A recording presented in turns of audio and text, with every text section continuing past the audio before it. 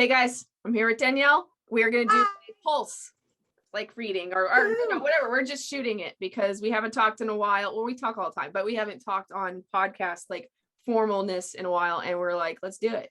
So let's do it. Yeah, there's so much to talk about, like since the last time we've actually officially talked, but I think we should just keep it to what's going on right now and how you're feeling and how I'm feeling. How are you feeling? Tell me about how you're feeling right now.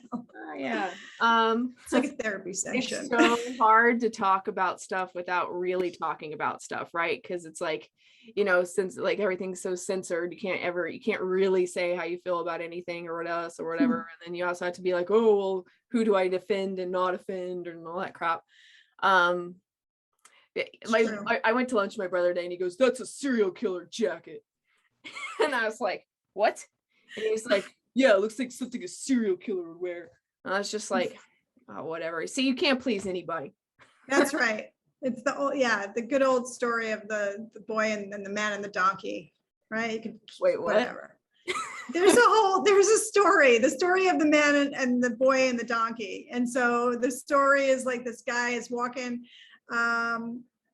I don't remember exactly how it starts, but the first the boy is on the donkey and everyone's laughing and they're like, "Why is the boy on the donkey? The man should be on the donkey. The boy's young, the man is old, he should be on the donkey." So then the boy and the man change. And so then the man's on the donkey and then everyone's like, "Why is the man on the donkey? The boy should be on the donkey." So then they both get on the donkey. And then they're like, "Look at those fools. The donkey's leading them. They don't even know where they're going." And like the two of them on the donkey, who does that? So then they decide to carry the donkey. And so they have like the legs tied up and the donkey's hanging upside down and they go over a bridge and everyone's like laughing at them and they drop their donkey into the water and lose their donkey. So of course the moral is, why are you listening to them? Right? Just do it the way you're going to do it anyway and end of story. Or like at one time, neither one of them were on the donkey. And they're like, "That's a perfectly good donkey. Somebody could be riding on. Why isn't someone riding on that donkey?" I've never heard that donkey story. Is that a Mexico thing or is that a... No, that's like an old, not proverb, but an old, moral of the story is, Speaking of donkeys, I really love baby. Speaking of acid. Speaking of asses, I know.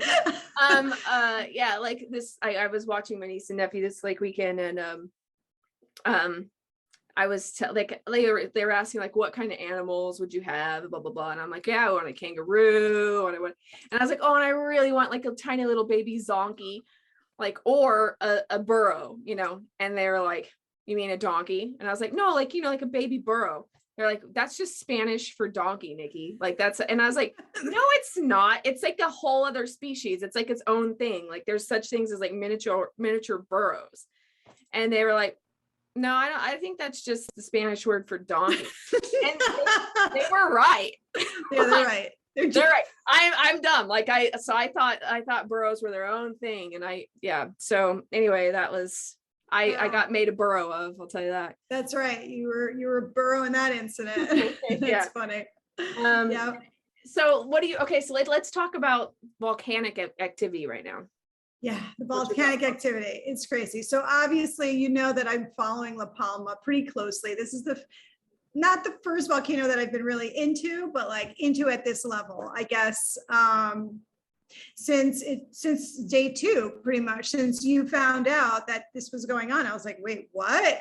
Because my dad had told me that story years ago about this whole hypothesis that the whole island could, or like part of it, can slide into the ocean and cause a tsunami, which has pretty much been debunked, which is something that I don't think could happen by its own, but who knows. So I've been following it and like just watching the live streams, and it goes back and forth. There's a lot of controversy, mixed feelings about is if it's going to be really stopping soon. So every day it's just been like, is it going to be stopping soon? And not just that volcano, just like we'll talk about La Palma more, but other volcanoes in the world, this Tal volcano, the Indonesia volcano. I keep trying to figure out, like, is there more volcanic activity happening or not? So what do you think? Well, I mean, and even like all the super calderas and stuff that exist, that which one was the one it wasn't Yellowstone. There was something like super big. I can't remember where it was, but basically it would have, this was like an ancient extinct volcano, but the caldera is so big that they said that the ash that would have been produced would have been able to fill like something the size of Texas, like 40 feet tall or something, you know? And I'm kind of going like, what? So there are actual super volcanoes that if erupted, like we didn't even have to be hit by dinosaurs or we didn't have to be hit by comets for the dinosaurs to go extinct. Like if enough volcanoes, or if we have a big enough eruption from a super volcano, if that goes off, like you literally will have no way of seeing the sun for certain. I mean, like all plant life, everything will die. Like there's even that one, the what's it called? Krakatoa in 1886, I'll say. Something I don't know like that, right? Something like that though, right? But they claim that the sunsets were affected for up to 5 years with that one. Yeah. You know, and like there's people who are painting sunsets in England like every day, like almost like photographs or something, but they were able to say that, you know, they were super vibrant for up to 5 years. Same thing with when Mount St. Helens went off. The sunsets were spectacular for an entire year seen around the world because of all the extra particulate that was in the atmosphere. So so I have a minor in geology, and like I was totally into volcanology, and like I totally wanted to go into that at one point in time. Like when I was younger, I used to be obsessed with like hot spots was my thing. Like, you know, Hawaii is technically a hot spot where it's not on a plate. Same thing with Yellowstone is technically a hot spot, and that's where it's just like a hole in the crust, and it's just like always like a constant like. Right, that's La Palma. Yeah, the Canary Islands are all is that a hot spot too? Yeah, those are hot spots. Well, I mean, yeah, because I guess it's the mid-Atlantic. It's too far away from the mid-Atlantic ridge to be like on a like, because most times, or not most times, but a lot of times volcanoes are on plate like edges, and where so they're that kind of makes sense, right? But the hotspot ones are the ones that are more unpredictable and crazier to me, and like I'm always super interested if it's in the middle of a continent, not on a fault line. Anyway, my thing is like, okay, if we're about to go into this new ice age, apparently okay, here, let me back this up there. An average size of something like right, I just talked about Krakatoa. Okay, that is something half the size of Krakatoa would produce more CFCs than all the cars in all the world for up to 2 years. So I mean, the Krakatoa, that probably would have been like maybe 5 years worth of vehicles in one session. And so that's what I kind of, well, it's not even kind of like, I do think this whole carbon tax and this like this climate change 100% agenda. Like, just study volcanoes and then you'll realize that we are but ants upon the back, or we're fleas upon the back of a dog. And like, yes, we can dig in and we can do things that make her itch and stuff and like whatever, but the fleas, I don't think the fleas herself are going to kill the dog. I think it's more, I mean, we're horribly invasive parasites in some, actually, I don't like to say that because I feel like that's almost like what we're being trained to think of. I think human beings are more neurons of the planet, and if we're healthier neurons, you know, like you don't want to claim we're brain cells, right? So you don't want to drink a bunch of alcohol and kill your brain cells, right? Like you want to drink a bunch of, I don't know, electrolyte water and make your brain cells healthy or something. I don't know. So I kind of feel like I'm going in a weird tangent, but I also feel like what we're doing here is I don't think we're causing this stuff, basically. I think she's going through a natural progression, and it's interesting to witness and see. And it could be related more towards the solar minimums and solar maximums and like what's actually happening with our sun. Okay. Yeah, I hear you about the sun and the sun activity. I think that we don't have enough study in that area to really understand the impact that it has on the magnetic field, or maybe I just don't, and volcanoes, because, oh, by the way, in those groups, like they're like, no, the CMEs have nothing to do with volcanic activity. Those are the moderators. And I'm just like, no. And they said that only 1% of moon activity has to do with volcanic activity. Sorry, with moon, like the moon phases have to do with activity, volcanic activity, only 1%. So I'm like, I don't think that you could just, wipe that out and just say, no, that's it. That's been, well, where has it been proven that that's true? No, it hasn't. I don't think, right, that it's not affecting volcanoes or planet life at some level besides electromagnetic activity, which we know it does. But anyway, I think that that you're right, like with where we're just doing a small impact. I like your idea about us being neurons, and we're very unhealthy neurons as a species right now then, because I do think of us as like a cancer or a virus or a parasite more than anything, because we're just not acting in our best interest and Mother Earth's best interest in all of the earthlings that are here. Right. You know, a parasite takes from its host and it doesn't give back. Like that's the definition of a parasite. But then it's like at the same time, I think in a lot of ways we're self-fulfilling prophecies of being told that, right? Exactly. But I don't think we're all that way. And it's not 100% true. Like there are people who are doing grid work and light work, and there's people who are planting trees and who are like loving the planet and like having good ideas for it. And I mean, there are really healthy neurons on the planet. Like it's just that, what you focus on grows, right? And we are being coerced by a group of really cancerous beings, or something, to believe that we are filthy little things like bad for our planet. And but we could do better than we're doing for sure. But anyway, I don't know. I think it's like all this stuff is more of a way to control us more. Well, that's true. I also think like what you said about, well, the planet is just going through her natural cycles. I do think that, but then all of a sudden, speaking about the pulse, recently I've been reflecting, like, am I getting paranoid? Is this too much? Like I'm starting to think that, how the other day you texted me with, I think that everything's an agenda. I'm like, I think everything's an agenda too. So my thought was like, okay, wait, about the planet.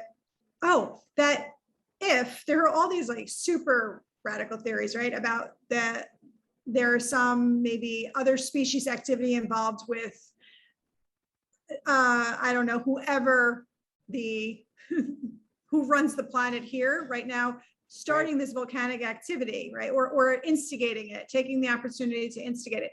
So then I think, well, if we look at it and we actually have this thought, and if that's may or may not be true, that's a pretty far out there thought, then how much natural cycle is there ever? Because what is causing these cycles if it's not natural? I mean, I don't want to underrate Mother Earth. She has her natural cycles and she's a living being. I truly believe that. But if these other things are causing this cycle to happen in a bigger way, then how much of that is natural? I mean, I guess there is the possibility that it's like this has happened before and before, it's like a Mary Poppins thing, like this has happened once before, where it's just like kind of a thing where, Atlantis like destroyed its planet and then reset. Like there is like, and I am inclined to believe a lot of times that there has been global resets of civilizations, and whether that is caused by their own doing or just natural catastrophes, like it's kind of hard to know if we would ever really know how that really does go down, and how much of our consciousness is influencing all of that. Yeah, and I do think that your thoughts really are things. Like you can create massive thought forms, egregores, and exactly. Can I share something about that? Because I have a good one. So it's about the volcano. It was early on, maybe the second week into it. I was watching, and up until that point, it was going in one direction. There was a lot of lava flow. They were close up, really nice close up. It's really beautiful to watch, even though it's so terrible that there are a lot of people have lost their homes and businesses. But then all of a sudden it changed one night, and it was like there, you couldn't see the volcano because of the way the wind was. There was just ash and it was dark and you could see the lava behind it. So all the clouds, it was at nighttime. So all the clouds were just like these billowing reddish, grayish figures. And I just kept seeing people in them. I kept seeing faces in them and demonic things. And so I was like, no, not my mind is not going there. Even if that is what it is, like at some level, my mind is thinking that, right? So I said, it kind of like brought me to like this fear a little bit. I was like, oh my gosh, that just looks so scary. I was just like entranced by it. So I stopped, and then I thought, no, I have the power to just give it all this good love right now. So I just saw like all these kind of beings around it, around the mouth of the volcano. And there's plenty of mouths right now, but like just giving it all this love. So anything that was coming out of it that may have been negative or bad, like it was just being counteracted by this positive thought. It really came from my heart. So I did feel like there was a shift in it. So I think that's true, that our thoughts, right, are alive, and that we can have influence when it's heart-based. I really think that it was a positive thing. So like you're saying that like when you saw sort of more negative energies, you decided to like change the flow of that. Like you put your intention is to like not. Yeah, I did something similar when I had an overnight in what is that place called? It's like in South Carolina, Myrtle Beach. Okay, so the volcano was very active, and this was when I still was like, you were hearing a lot of stuff about how, oh, it's going to cause a tsunami that's going to take off the entire East Coast or whatever. And I decided, not in my timeline, that's not what I want to happen. So like I just went to the beach alone, and I got in the Atlantic Ocean, and I was facing the direction of the Canary Islands. And like, I stayed in the ocean for like 2 hours, and I was alone. I didn't have anybody there with me. And I just started to like, okay, whatever, I'm crazy, but like, okay, like, I'll tell you what I did. Like I started just like talking with Earth and the ocean and like saying like, look, I'm just a babe upon your back or whatever, but like out of what is that thing, like out of the mouth of babes, right? Like sometimes. So I just wanted to remind her that she doesn't have to be manipulated in any way. It doesn't matter if somebody put a direct energy weapon, or if somebody tried to do intentional bombs, or if people really were thinking about if you try to create a mass psychosis of how this inevitability of some sort of giant thing that's going to happen is going to happen. I just like wanted her to know that she doesn't have to do anything that she doesn't want to do, and like express to her like just to like be with her and give her love and thanks, and just tell her that like we do so appreciate the opportunity to be alive and to be on you, in you, and of you, and that's awesome. So I did that, for a couple hours, and then I felt like, okay, it's not going to happen. And then yeah, that's great. I think that's when we all of a sudden we feel powerless, like these things are happening to us, but it's really not true. And we just have to constantly remember that, especially with this, like the darkness that we can feel, or like the intense energies that are happening all around us. We still have some power. And in fact, we have a lot more than we really think that we have. And I don't understand it. And a lot of times I don't think that I do either, but it's there and it's true. I think that what you did is really powerful.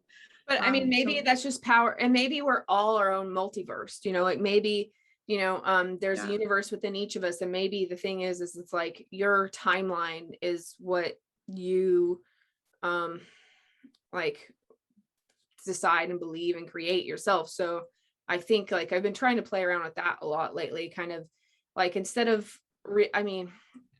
I still am involved in knowing like what's going on in the world, and I still like have a job, and I'm in the real world, and I live in a city and all that crap and stuff.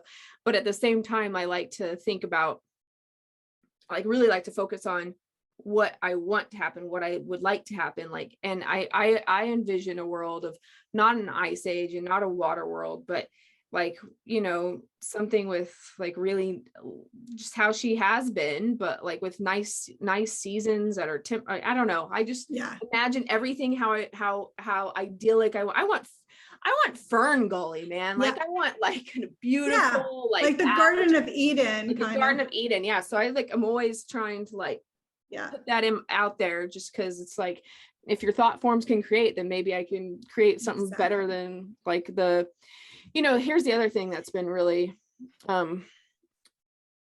ticking me off, or whatever, as unconscious as that is to be, is the whole metaverse thing, like the Facebook changing to Meta, and this whole like literally copying or acting as if Ready Player One is a reality that we should all strive for one day, where we live online and you create your own little persona avatar and like just be online. The last thing we need is a reason to be online and disconnected from our physicality even more.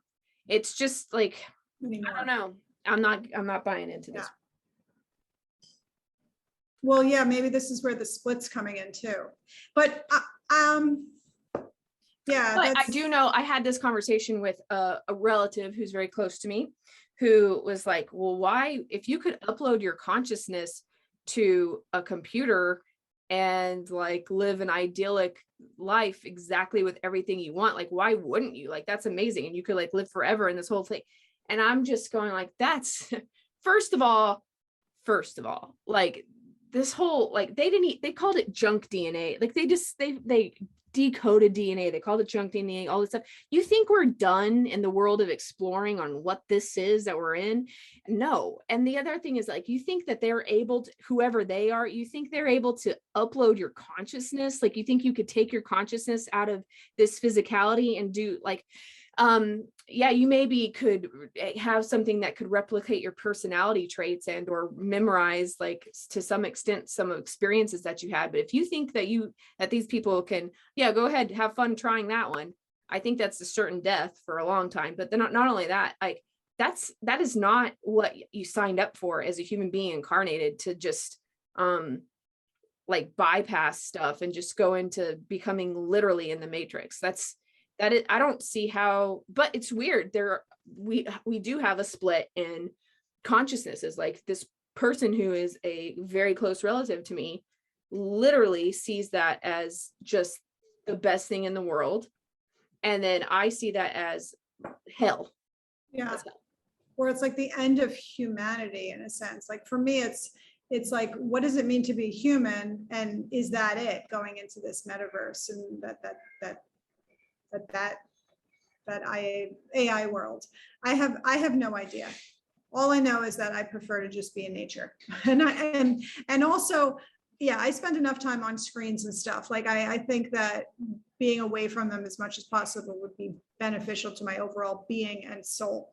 So yeah, for me, I personally know that that's not the direction I'm going, although there's a hard push for it. And I think it will be harder for us to escape because of the way the world is already so digitalized.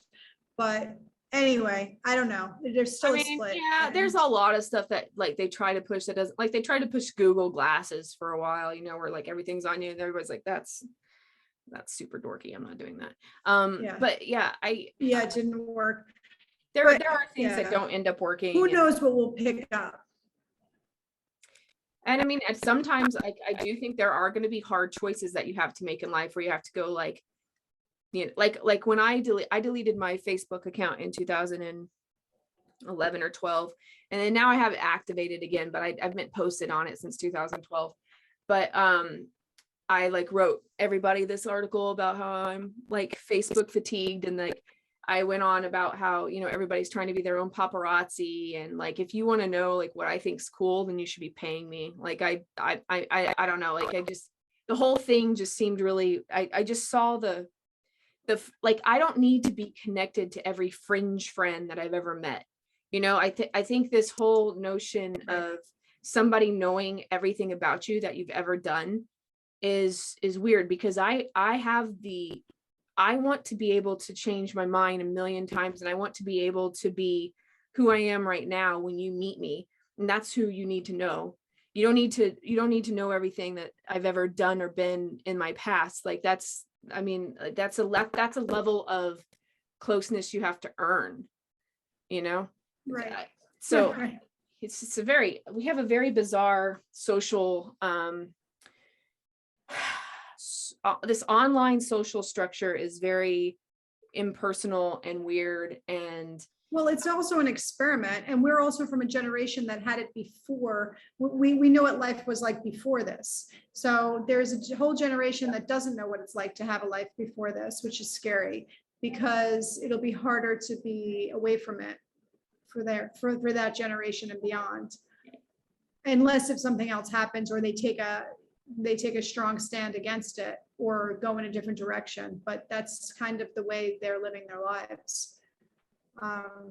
Yeah, I don't know. It's kind of messed up. I want to like, can I go back to something about the shadow? Like something that came to me was the shadow side. This has been coming up for me too. And I think that this is big right now, that we're faced with our shadow side, our collective and individual shadow side. It reminded me of what I sent you from Patricia Robles, one of her recent talks. Yeah, and it's something. Oh no, it was actually Lori Ladd. Sorry, Lori Ladd. She was talking about how we shouldn't just try to escape it. It's like, okay, so in a sense, it's also talking about this virtual world or whatever. Like if your cousin who wanted to build this world that's like so perfect and idealized, like, and you can have and do everything that you ever wanted in that, like, why wouldn't you? But at the same time, it's like, well, you have to live out your life in its physicality in a different way. But anyway, I guess everybody's got their own choice. But my point is like the shadow side is always there. So when I think about things that are either like that bother me, or you said, oh, I probably shouldn't think that. I don't remember what you said, but like I was like, maybe, it's very unconscious of me to get like pissed off or whatever. Yeah. But you know what? It's not. It's just a human emotion, and that's completely normal. And everyone, it's like, just to be aware of that is good enough. Okay, well, I'm getting pissed off right now, and why am I like, just to live that experience with shadow work? Like what's your best?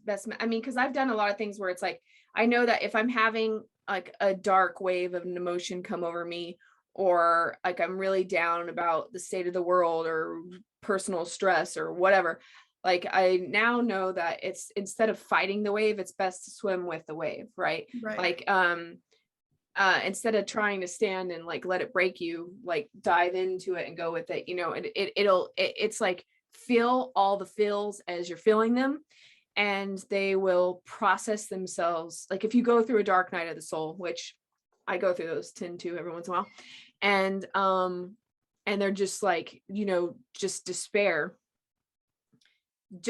I feel like what I've learned is like, if you just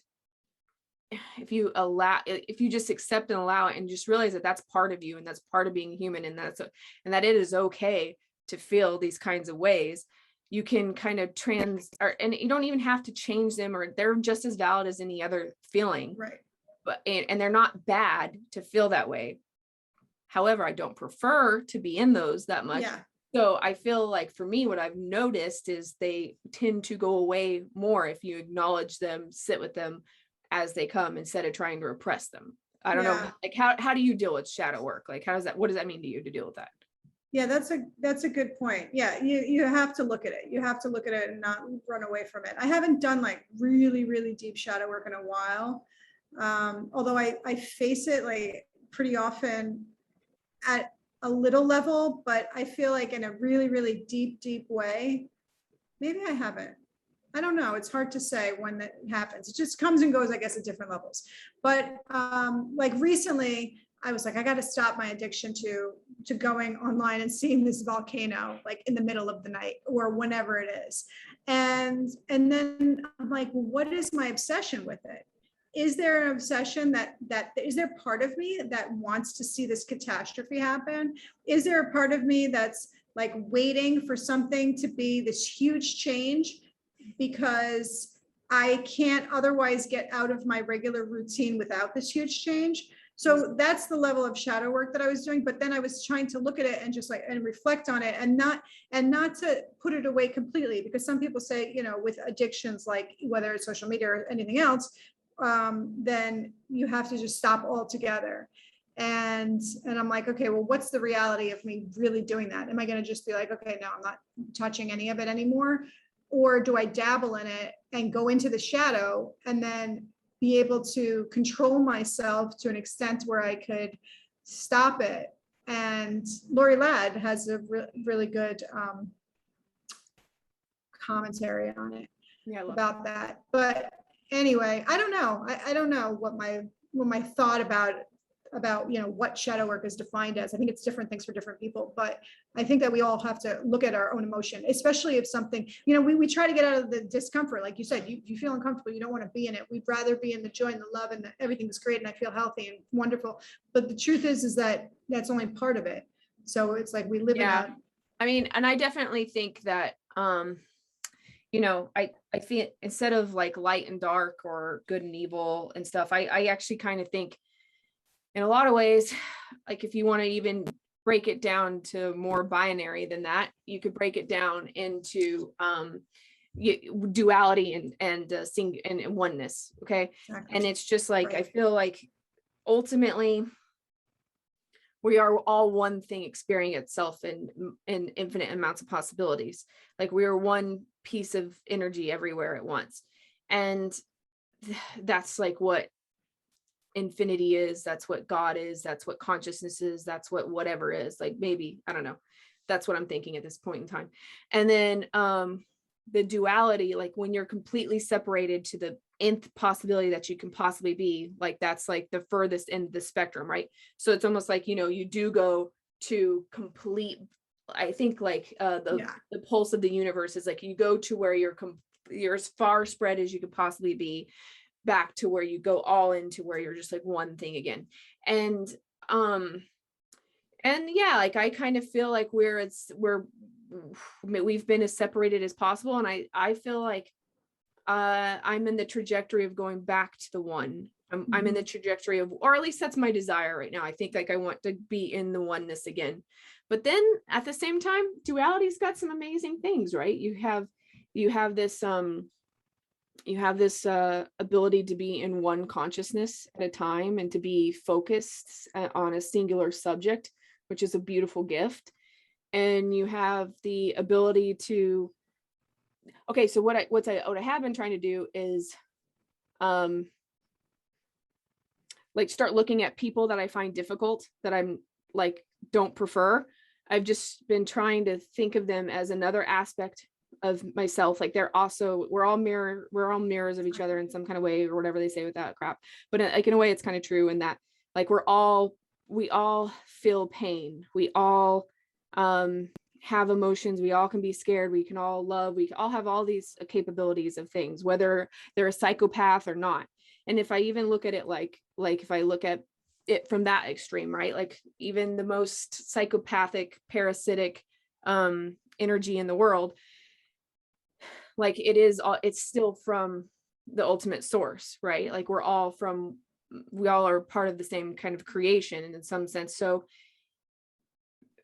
it's really a challenge within myself to build my compassion filter and just realize like we know not what we do, and just like, yeah, I mean, love things, people, and difficult things regardless. Like it's okay, it's okay to not prefer it, it's okay to not want to be it, it's okay to be uncomfortable with it, it's okay to have all that stuff, but it's also okay to like be able to send love to it all. So that's how I kind of think about shadow work. That's awesome. Yeah, it's like the unconditional love thing. Like everything is you and you are everything. That's really true. That's what it comes down to. And we're multi-dimensional beings. So if we can remember that in this universe, in this dimension that we're in, this duality that we live in, if we can remember that, then that's helpful, because there's another aspect of yourself, another part of yourself in another dimension. And so, yeah, our consciousness is very much in this one right now, which is why it's hard for us to see the other ones. But that other self part of yourself in that other dimension is able to see things differently and may see, I don't know, this dimension as conscious also, you know, but to a different varying degree, I guess. And if we think of like the feedback loop that our experience is giving back to the whole, and the whole is giving back to us, we're constantly influencing each other's experience, and it's like the never-ending story. So yeah, if we can stay in that unconditional love to everything else and ourselves, then I think we've pretty much got it made. Like pretty much solved all the world problems right there. Check it off. Good. Yeah, Right, I also done. do that they call, I've heard of, I think I learned this, or I saw a video on what's that girl's name, Till Swan or something, a long time ago, and she talked about like this octopus technique where you go into and I try to do this sometimes too, like I literally will like be laying in bed before I'm like can't go to sleep or something, and I'll be thinking about like you know, like you can probably see a flaw in everybody, right?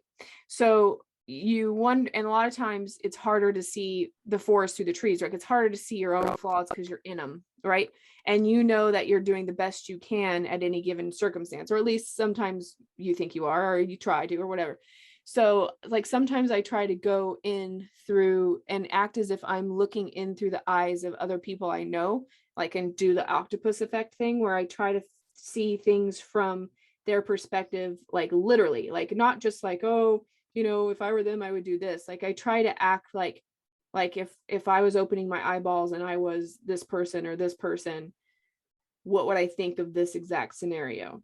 You know, That's a great practice. and it's an interesting what's really interesting is like when you do sit down and try to do it with like 8 people, just try to think about the COVID bullshit or whatever, and just think about it from 8 people that you know perspective, like just, but try to be as non-biased as you possibly can. Like just try to sit down and think about like not how you think they think it, but just like almost like a visualization as if you were opening your eyes as them. Like how would you see things?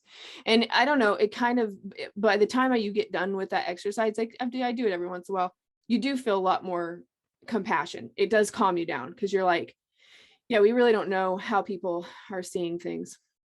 Mm-hmm. Yeah, that's very helpful because it gives you, it's like walking the mile in another person's shoes type of thing, like living that experience. That's good. That's a good practice. Yeah, I think it's not mine. It's called, I think it's something like the octopus thing, and I don't know if it's a Tibetan thing originally or the octopus game maybe. I'm not sure. Cool. I just know it has something to do with like 8 people and an octopus thing, and like you're trying to like, you know, because octopus has multiple brains and stuff, and yeah, they're totally like aliens from. And okay, circling back, what do you think of the inner earth now, like hollow earth? Like I don't know how to mesh that with molten lava in the center of the core. Yeah, that's a good one. I don't know either. I don't know. I still feel like there's a part of hollow earth. I haven't disregarded that at all. I don't think that they have to be exclusive. Yeah, right. But I don't really understand it. I don't know. Maybe it's a different dimension somehow. Like maybe portal. Well, it could be, maybe, but we don't know that it's lava all the way to the center. We haven't only dug so far, you know. It could be a layer of blood, you know, and I don't really know. There could be a layer of it. I don't know, but wait, could you? Okay, I would like to talk about the video that you sent me of that guy who. Are you talking about Harold? Yes.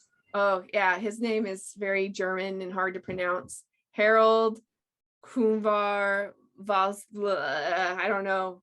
I love him. Not the one that you sent me today. The one that you sent me a couple of weeks ago, right? Oh yeah, the one I sent you today is very good too. You need to watch that. That one's cool. Okay, but that's not the same. Okay, that's something else. Yeah, so like anyway, he's like some dude who's like into free energy, and then he also talks about like this concept of the black goo, right? Which, okay, yes, the black goo. Okay, so the black goo is got some thoughts on the black goo. There's some thoughts on the black goo. Okay, the black goo is something I'm just getting into, and I don't know how to feel about it. So like he's kind of saying that there is two kinds of black goo being oil from the earth, meaning, but there is a difference between actual oil and the earth, and there's some pockets that they've found of this oil or black goo, tar-like substance on the planet that's literally conscious, and it's it's violent in its conscious, and it can get into people's like whatever, but like it can physically take forms and shapes and stuff. And I remember seeing videos of that a long time ago, like people were in a subway and then they were showing like these like almost looked like a heart pulsing like black goo in like this bottom of some like subway station or something, and they were talking about like this, it's like this it's like an alien consciousness, right? And then he kind of went into how there's even a theory that, and this is kind of interesting because okay, so there's this theory of like Mecca, when people go and pray to Mecca, that is a giant black meteorite. And there's all of these meteorites are bizarre, and so are tektites, which is a whole other bag of whistles. Then you really should read Bruce Fenton's book to get into that. But so basically the black goo is almost like an AI, maybe extraterrestrial invading parasitic kind of energy that's like upon us.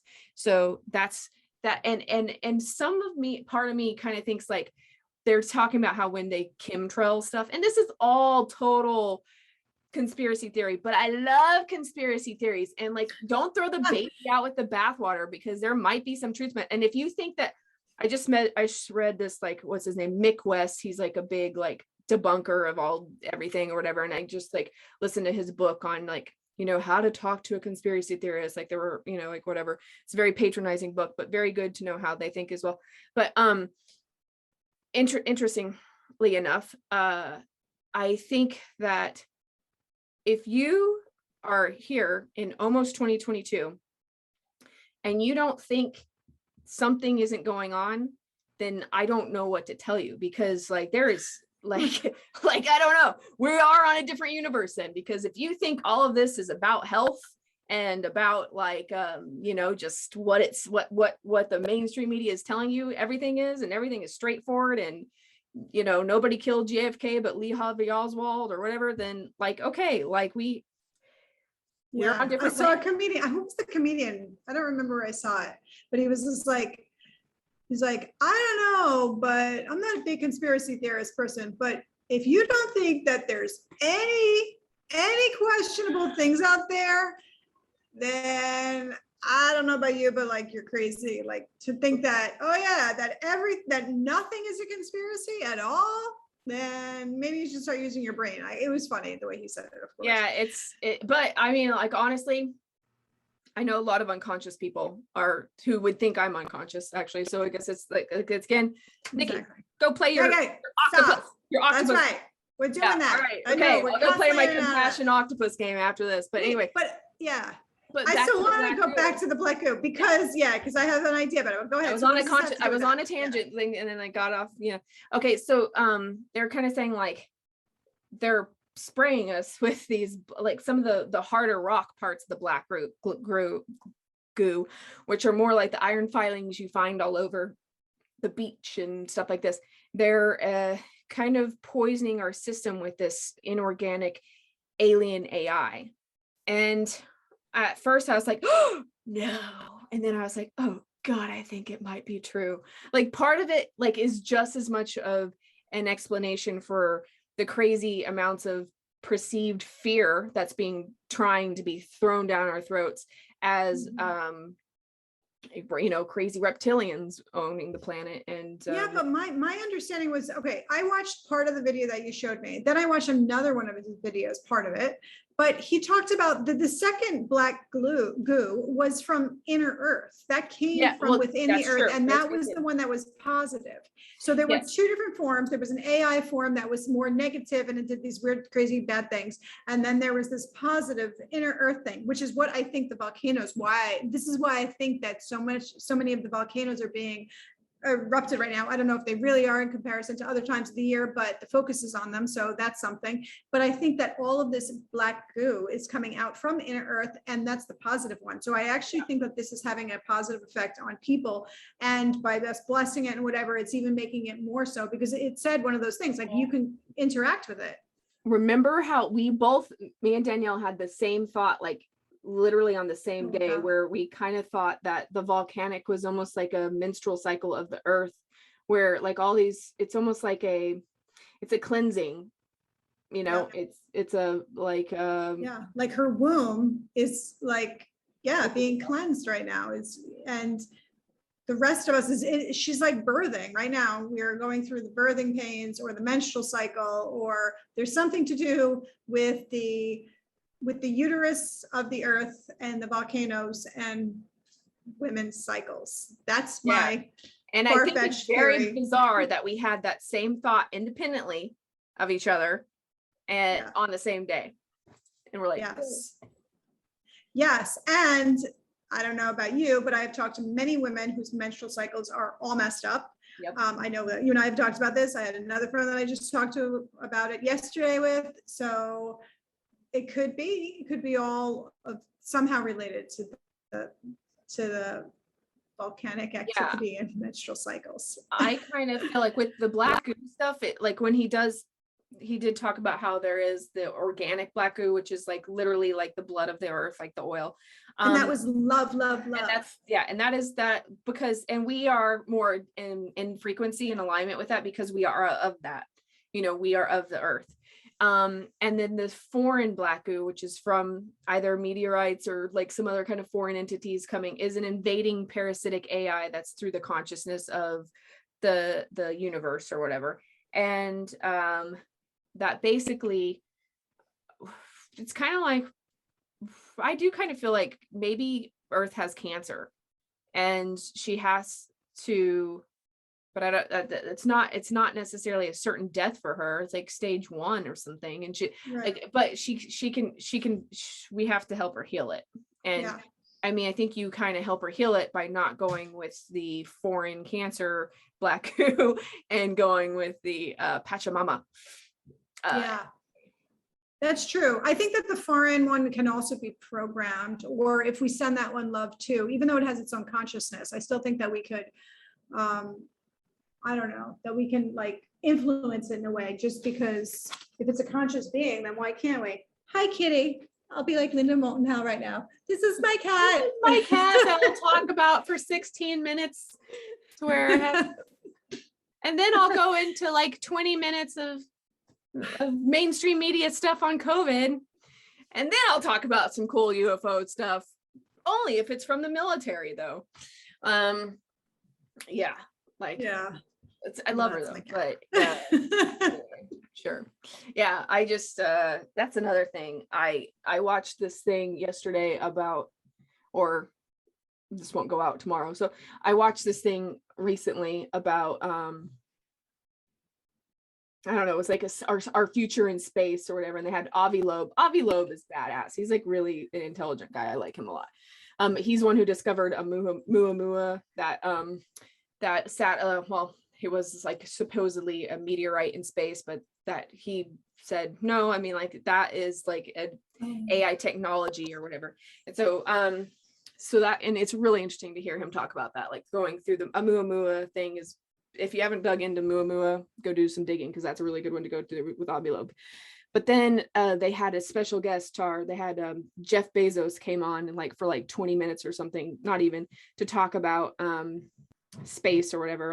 And it was really disturbing to listen to him talk because he thinks he's being benign or whatever. But he talked about how, first of all, he's like, well, how couldn't there be life in other, planet? Like it's an infinite, like the standard like academic answer that it's like, well, of course there's alien life somewhere out. Look at all these stars and possibilities. There's got to be it somewhere.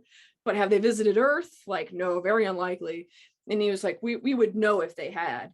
Okay, whatever. But you are one. Well, you are the richest man in the world who's got a space. But anyway, so then he goes into how he thinks that, this is what disturbed me a little bit, because he thinks that Earth you know, this whole like narrative of like, oh, Earth is so amazing and pristine, and like when you go off and you look back at it, it's like this beautiful jewel of, and it's like, yeah, I can believe that, I get it, it is, and it is, but it's like, it's just so precious, like we got to make it into a national park, and eventually we'll have all humans like living on, like not even on planets, but they'll be living in basically giant ships, and they'll have some sort of taxation on the energy usage that they do, and Earth will be like a national park that you can go to, like Disney World. I'm like, oh, okay, really? So who's going to own Disney World and like will be allowed to come back onto? I just feel like these like they think that in some way that sounds like super noble, but it also kind of sounds like super egotistical and Yes, like very, that's beyond technocracy, or that's beyond like a transhumanism. That's like they watched the TV series Expanse and were like, yeah, let's all make them into belters and think that like that's super cool. And I don't know, I just think that they're looking at space travel. You for tax? No, they're looking at space travel in a way that which is weird because I used to totally be like one of those people, totally into that. I've been super unconscious before, like, you know, like in my 20s, I was like, yes, I want to go to Mars,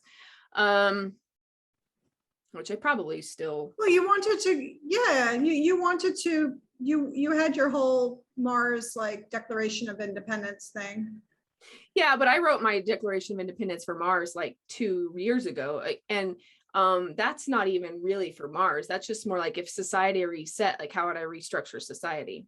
Yeah, I should put that in the cliff notes, actually, like clean it up and put that in the or whatever, like put that in the notes. People could like read it if they want and like attack me about it. Yeah, it'd be fun. Yeah, or give ideas, and or give me ideas. Yeah, that'd be cool. Yeah. Well, anyway, yeah. So you're not as much like into that idea then, like to go travel. I mean, even if we do go to space, like I just think that just thinking about like there is a detachment from like being a human that I that keeps on being like emphasized, and like we're basically, I mean, that sounds just like a slavery system in a way. Yes, exactly what I was thinking. You know, go like some Elysium, like all these sci-fi movies that they make, like I don't even know how many I've referenced in this podcast alone, that they're all like this kind of programming to make us like to normalize like being like a cog in a wheel, like a slave. Yeah, yes, exactly. Slave. What's the well that's yeah, they don't want us to be free. That is true. Well, I was just thinking about Stephen Greer when he talks about how they don't want us to go into space until we are benevolent, kind beings. And why would extraterrestrials want us to be there if we're going to attack them? So if we continue to have this mentality as a species, human, we're not going to go into, we're not going to be allowed into space. The whole thing right now is for us to get back into this, like, to be reincorporated into the intergalactic community. And because we've been separated for so long and we don't remember being part of that. But until we like shape up our thoughts and our actions, they're not going to let us in. We're constantly pointing guns at them and stuff. So I mean, maybe on an individual level, on a soul level, sure. I kind of feel like more on an individual level, like you can literally become a light being and travel anywhere you want. And yes, like you can bilocate, you can do things within time, you can go to any planet you want. Right. I feel like that we are a machinery that we don't understand. And even if like your consciousness in itself is capable of so many things, like, and a lot of us intuitively know that and are shown that in dream time and are able to do things that we can't do in real life that we can do in dream time. And then like dreams are not just true. Dreams are not what people tell you. Dreams are something, they are a glimpse of your real world. I think. Well, right, but I just think that as a human race or as a species, as a collective, we're not going to be able to do that. No, Like as unless if so, yes, we can do that as light beings, and we do that in dream state or meditations. We don't most of it we don't remember. So if we could get to that physicality at some whatever physicality we could get as a human entering into space, like to go into that, or at least entering into a more conscious relationship with these extraterrestrial beings, then that's a different level, because then we're talking about doing that like together as humans. And I think that's already happened, because there's like all these things like, oh, there are humans on other planets. So either those are our future selves, or humans have colonized those places, or are living there simultaneously, or however it's working. But there are like our fellow humans in other places right now. So we've gotten there, and maybe it's just another time period. I think like what's happening on a more physicality level here is that we have certain egos, and you can consider an ego a corporation, you can consider it an individual, a philosopher, you can consider it like whatever. We have certain egos that have found their own sovereignty, and they've decided to enslave other people's. And it's like that game of Snake or whatever that, like, or there's those little games that you play where you're like a little ball and you swallow another ball and you're a little bit bigger, and then you swallow another one, you're a little bit bigger, and then eventually you get to where you can like dominate the whole little game or whatever.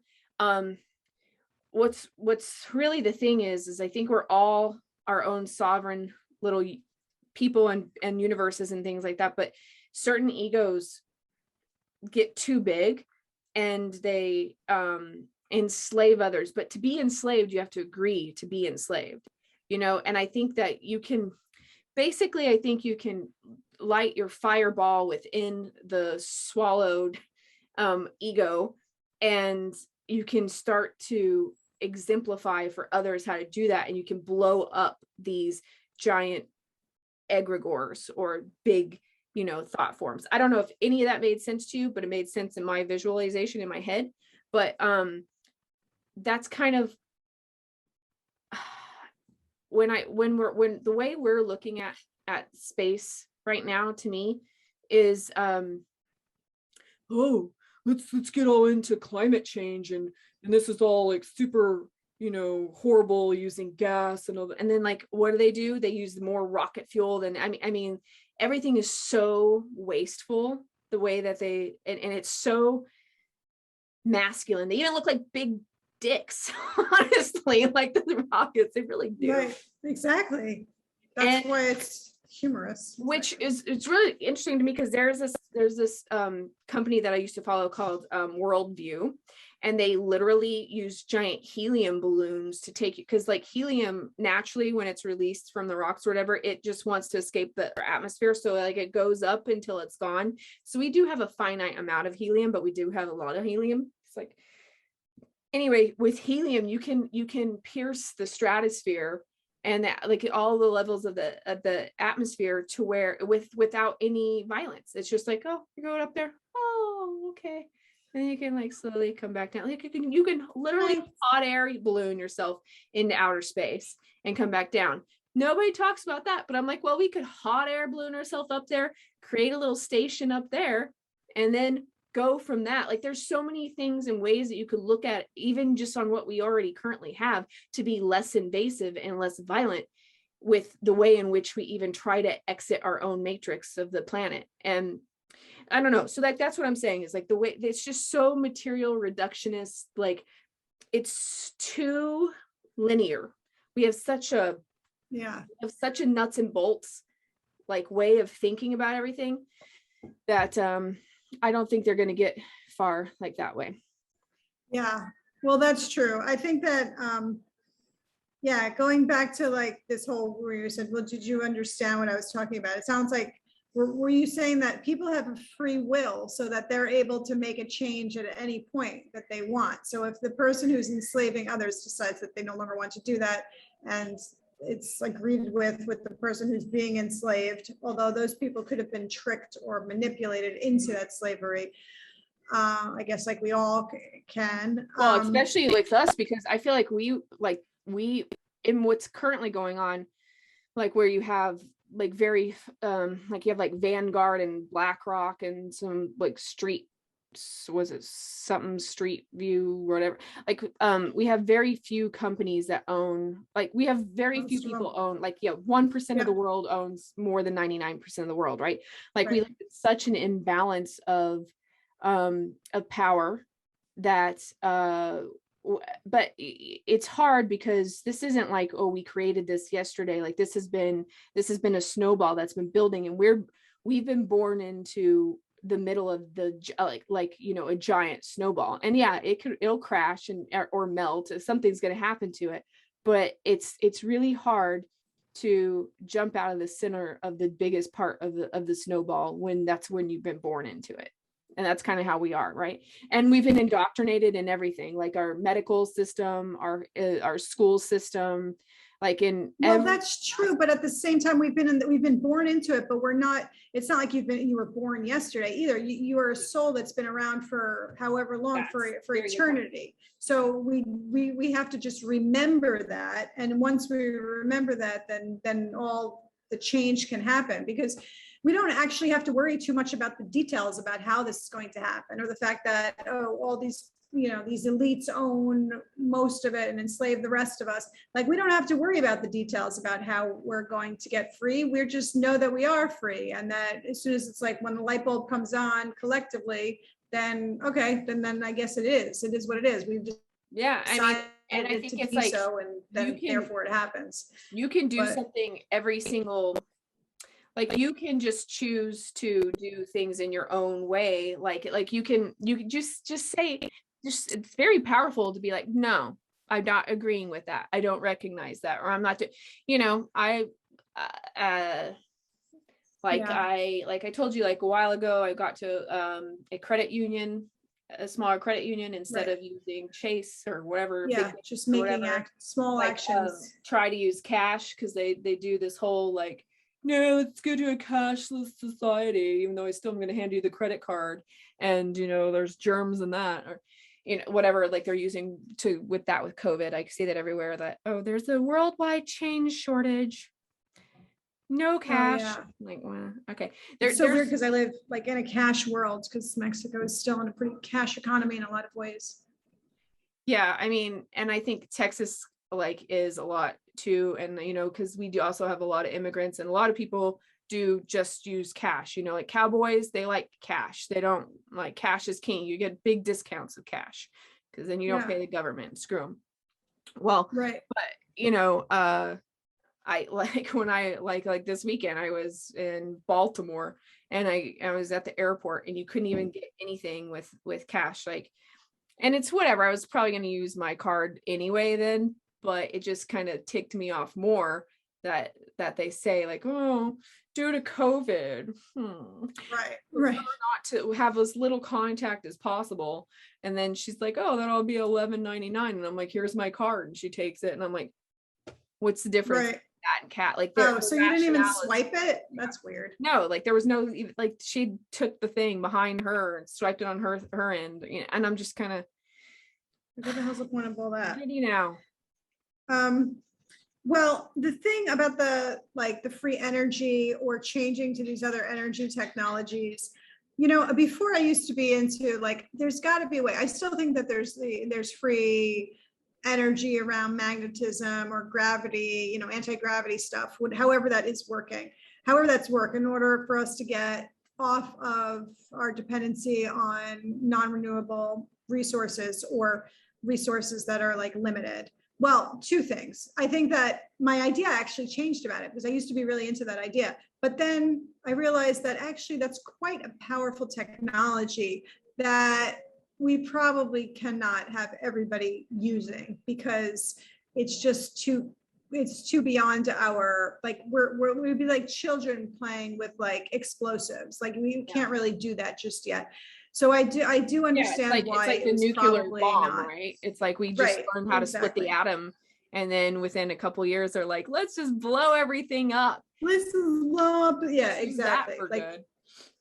Right. So exactly. So that's why we can't have access to it. But we can have access to things that are like a renewable resources like hemp, my favorite element or whatever, technology that's used in so many different ways. That's like uses just it's an oil that is like a really low pollutant and goes for a longer amount of time. So and that's a plant that can be renewed easily rather than Well, even like water, like I saw something on like wave energy. well, wave energy is super cool. There's that they have like these turbines that are portable that you could take with you camping, where you can even just stick it in a river flow and then like the water goes through it and it can like power your phone and stuff like that. Or you can put like these prongs on it to make if the wind's blowing somewhere, and it can be like a wind turbine for you. Like there's these little personal pocket turbines that you can take that you can charge your electronics on. And I was like, oh, that's kind of cool. I mean, I think there is also stuff with like those flashlights that turn on with your body heat. There's there's ways to, and there's got to be more ways to use our body heat in general for smaller personal things. But like getting out, we're talking about, let's go back to getting out into space, because that's not going to do that. Because I was thinking about that, and I don't know if hemp is going to be rocket fuel, you know what I'm saying? Right. But it might be, it could be, probably if enough money was put into it, it could be, and maybe it could be feasible. What do I know? Well, but like most of the energy to get I can't remember the percentage, but most of the energy is just piercing the atmosphere. And I just told you that they already know how to go through it peacefully with helium.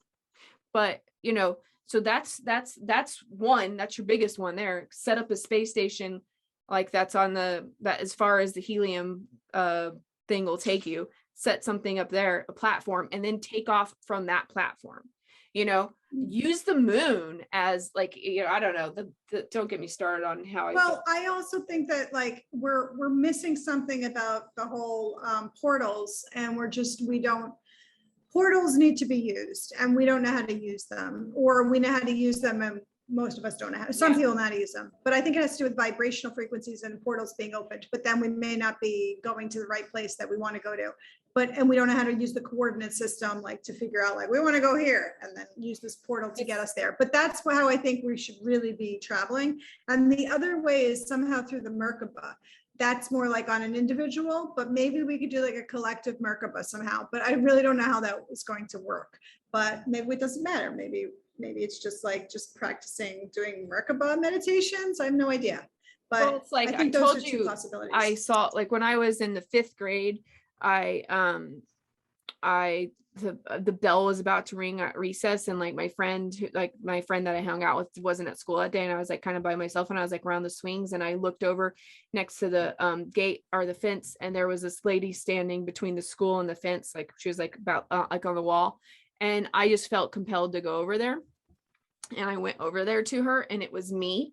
It was like me now, or I don't know. I remember at the time thinking I was like 50 or something, and I'm 39 now. But anyway, I looked at her and I was like, "Are you me?"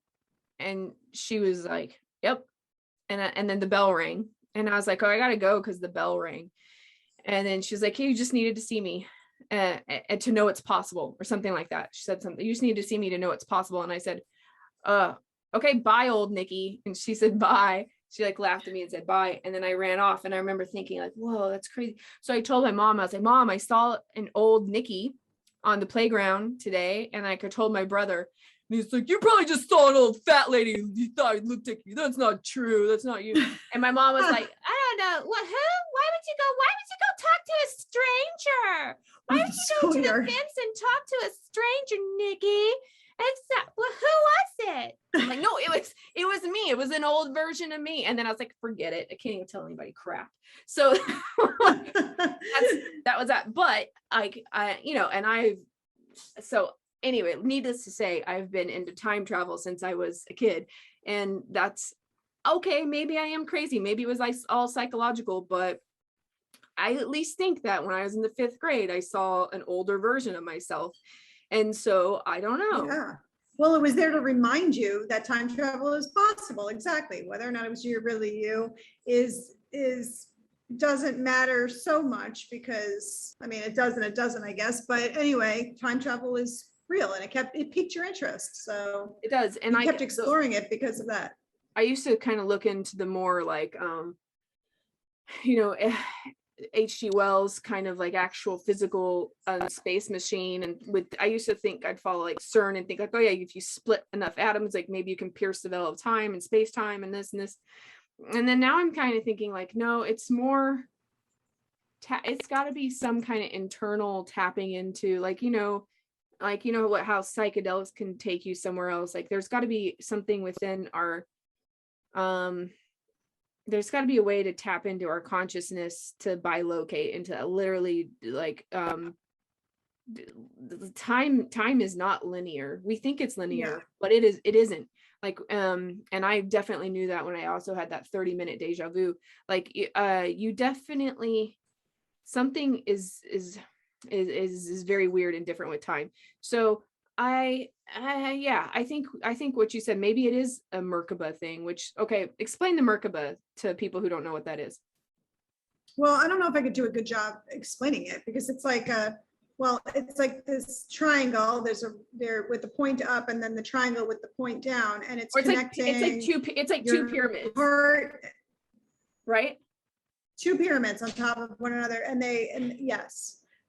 Yeah, and then they start spinning, and they spin, and they create like this, like something around, some kind of, not a vortex, but some kind of spin around it, and you're in the center of it, and that's what's traveling. That's like what supposedly people see when they see like angels, or like maybe not angels, but like lights. Supposedly Jesus may have traveled in a Merkabah, but it's this energy field that it's like you creating. Have a chakra system, and then we're you able have to a create natural toroidal field that goes around you energetically. Like you are like the middle of an apple core, essentially, if you feel about yourself like energetically. And this is like it's like two pyramids on top of each other that go into each other that create like the Star of David, but in a 3D form. And they spin in opposite directions. And like, well, and then anyway, they spin so fast that they create like a cylinder tube that you have your toroidal filled within, and it apparently can create some kind, or this is all, who came up with this? I don't even know. I have no idea. I mean, I've seen this in the Keys of Enoch. I just started hearing about it years ago, but I don't know where it originally came from. But yeah, it's the upside down triangles, or like you said, the pyramids in the center, and it's you have to connect the heart chakra and the mind chakra. It has to be like, everything has to be pretty much aligned in order for this to take place. I think that drum below. Yeah, I don't know. Supposedly it's true.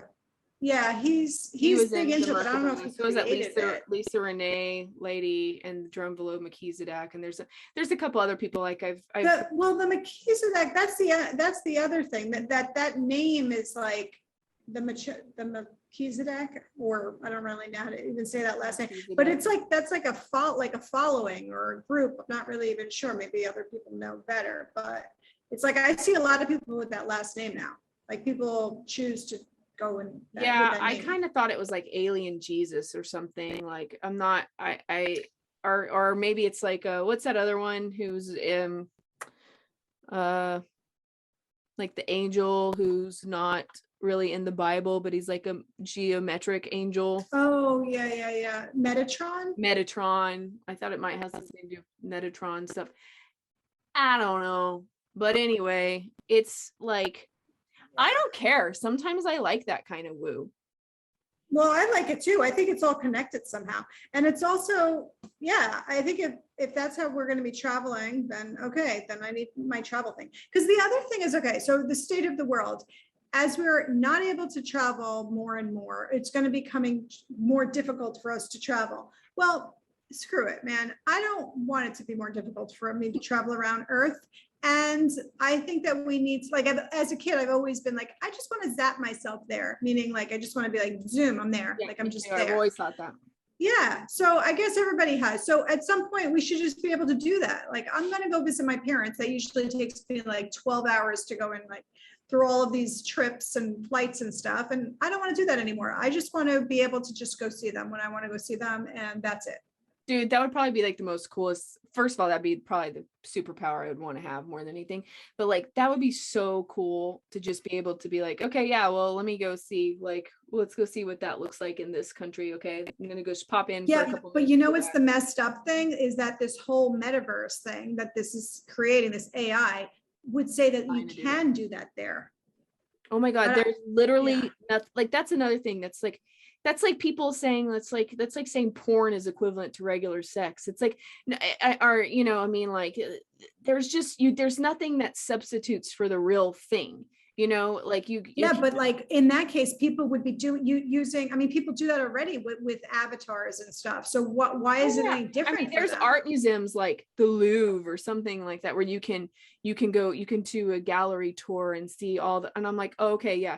So looking at a digital picture of the Mona Lisa is nothing compared to you don't even I mean, first of all, yeah, but it's going to be like 3D-ish, like you're going to be walking in it. The people that have used let's say playing ping pong, yeah, virtual reality, like they've used it and said that when they're done playing and they put their paddle on the table, they actually forget that, or like lean onto the table thinking that it's there, and then they fall because they're actually so engrossed in their experience.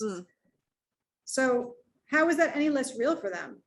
Yeah, I mean, if it really does get to that level, then yeah, maybe, you know.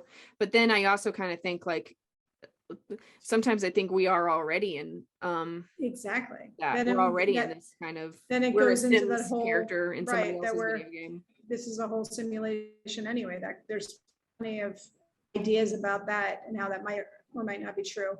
I don't know. I keep getting stuck. But that doesn't depress me. That just makes me feel like, okay, well, we can be more powerful creatrix than like, if it really is a programmable reality, then let's program something better than this.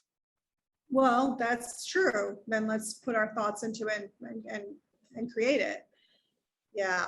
There's a lot right now trying to block us from our potential. That's why we have to just keep, you know, staying grounded and like dipping into the dark side, I guess, but bringing ourselves to the light. Like we just have there's so much going on around us. It's just like we're not separate from it, but it's tough. It's tough to reach our full potential, because even myself, it's like, oh, well, all right, well, I'm just going to start that fast in a couple more days. You know, I'm just going to do that. And so you put off all these things that you know that those are the things that are going to be making you stronger. But at the same time, like you put them off out of laziness or out of just whatever other reasons. And you said something really poignant earlier. You were like, you said like there was it's like there's going to be oh, what did you say? You said something earlier about kind of like, oh, well, like you're waiting for this event to happen or this thing to happen to where it then starts. And I kind of feel the same thing. It's like, you know, I always kind of wanted to do a community. I wanted to live in like, me and Danielle met because we were building domes in Mexico. Like that was through kind of like an Earthship kind of thing, like an alternative community, like dome building workshop. And we've been talking about since we met how we wanted to live in like some kind of community. We've been like trying to form it, like always restructuring, like what would that look like how much do we have that's communal that we share, how much is like not, like what does this thing look like? And we always know that there's a better way of living than what we currently have. Like right now, my experience is that we're all alone together, you know. That's true. You know, we're all in these little cities and neighborhoods but we're still alone, you know. So I don't know, it makes like I think like just like what is that catalyst that makes us jump? I don't know. And that's what I think all of this is about too, little by little, because we have to do something, but it's like I don't know, maybe I'm wrong. Like we know we 100% know that like this isn't working, right? But yet we can't figure out a way out. Well, it reminds me of the story or like the idea of don't tell anybody your dreams before you do them. Like, don't tell anybody your goals until you do them, because otherwise the fact that you talk about them is enough for your brain to realize that, like, to think that it had the experience of But doing yeah, you it. get the dopamine hit before. Exactly. So you just don't do it. So you just don't do it. Right. So you've screwed yourself out of that real experience. But then I'm like, well, maybe that was enough, I guess. I mean, most of our experiences are like that, but then there's the few ones that we actually go through with, or we do. But I don't know. That's another like interesting thought. So us talking about these communities that we've never built, and there are people doing them all the time. I see tons of people doing communities and making changes and stuff, but yet I haven't. I know we missed that exit and build workshop this last weekend because I prioritized other things versus Same doing here. Even though they do have a replay, I'm going to rewatch it. I figured they would. Anything out too. But yeah, I mean, but still, I don't know. I don't know. But then I kind of feel like that it's like one of those things where it's like you kind of want, like, I feel like the resistance is there shouldn't be as much resistance and everything. It shouldn't be so difficult to start something like this or to do something like that, right? The barriers to entry seem to get harder and harder for so many things that I sometimes think, okay, well, if there's that much resistance into something, or if the clarity of getting into some certain vision of whatever isn't crystal clear, then it's maybe not my time to do it, or maybe this thing isn't for me, or, you know, like I sort of justify that in my brain like that. So I don't know. Yeah, well, exactly. That's true. That's true too. Because you're like, well, maybe that's not really what I want. And I've lived my life like that, like trying to find clarity in the direction that I'm going, like over and over. There's some things that come clear and then it just happens. And then other things that seem like it's so much work and then never happen. I don't know. Some people know what their goals are, you know, they're like very clear. I envy those people in some ways. They're like, this is what I want. And then they just go out and do it. And I'm like, I don't even know what I want half the time. So what the hell's wrong with that? I'm reading The Law of One by Abraham Hicks right now. And like, there was a chapter right about like, if you don't know what you want, then she says that you should do, or Abraham or whatever the thing she channels says that there's an exercise you have to do until you get so good at this. But like, you basically, you know what? Let me just read it to you, because I took a screenshot of it and I meant to send it to you, but. Yeah, and that's a good one, because you were like, let me send it to Danielle. She never knows. And because you always say that, like, you don't know what you want. And I was like, let's see. And I mean, I'm happy with just sending love and light to the world, but I feel like that's not enough, you know? So crazy. It's actually really good. Let me go get the book. Okay, so let me read you this thing from this. It's The Law of Attraction by Esther and Jerry Hicks. It's like an old one. I think this is from the 80s or 90s or something. Or wow, when Law of Attraction was just making the scene. Yeah, well, it says 2006, but whatever. Okay, so how do I find what I really want? Okay, Jerry, that's the dude is asking his wife who's channeling, you know. So Jerry says, one of the most common concerns I've heard over the years is people saying, well, I just don't know what I want. Like, how do you know what you really want? And then Abraham says, you have come forth into this physical life experience with the intention of experiencing the variety and contrast of the very purpose of determining your own personal preferences and desires. And he's like, could you please give us an idea of a process we could use to find out what we want? And Abraham says, okay, your life experience is continually helping you identify what you want, even if you are keenly aware of something that you do not want. In that moment, you are becoming more clear about what it is that you do want. And it is helpful to make the statement, I want to know what I want. Because in your conscious awareness of this intention, the attraction process is intensified. And then he goes like, okay, so the person who's telling me I want to know what I want is at that moment beginning to find what they want.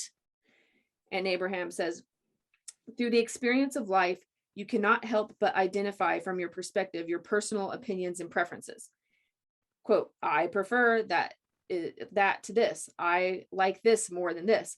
I want to experience this. I don't want to experience that. You cannot help but come to your own conclusions as you sift through the details of your own life experience. We do not believe that people are having such a difficult time deciding what they want as much as they do believe that they can receive what they want, because they have not understood the laws of attraction, and because they have not been consciously aware of their own vibrational offering. They have not experienced any conscious control over the things that they have come into their own experience. Many have experienced the discomfort of really wanting something and working really hard to try to achieve it, only to continue to hold it away because they were offering thoughts of lack of it more predominantly than of receiving it. So over time, they begin to associate the receiving of wanting things with hard work, struggle, and disappointment. So when they say, I don't know what I want, what they really mean is, I don't know how to get what I want. Or I'm not willing to do what I think I need to do to try to get what I want. And I really don't want to work so hard again, only to have the discomfort of still not getting what I want. To make the statement, I want to know what I want, is a first and powerful step in deliberate creation. But then a deliberate directing of your attention to the things you want to attract into your experience must come next. Most people have not been deliberately directing their thoughts towards the things that they really want, but instead are simply observing whatever is going on around them. So when they see something that pleases them, they feel positive emotion, but when they see something that displeases them, they feel negative emotion. Few realize that they can control the way they feel and positively affect the things that come into their life experience by deliberately directing their thoughts.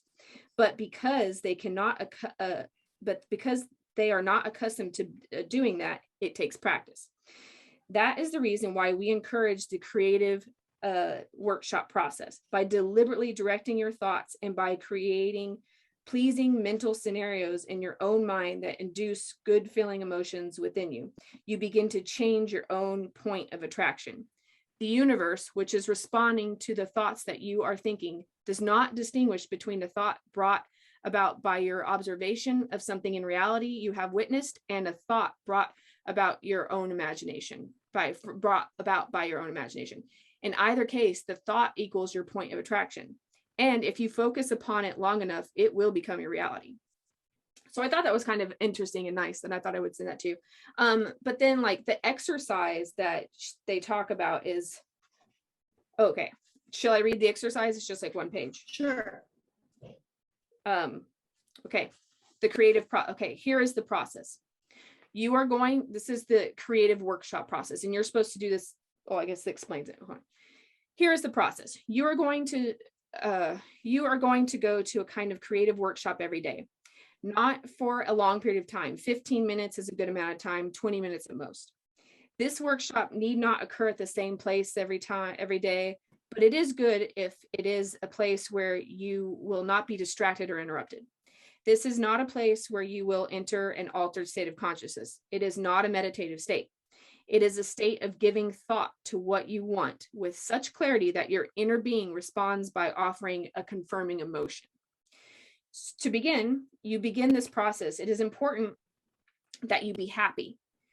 For if you go there unhappy or feeling no emotion, then your work will not be of great value, for your attracting power will not be there.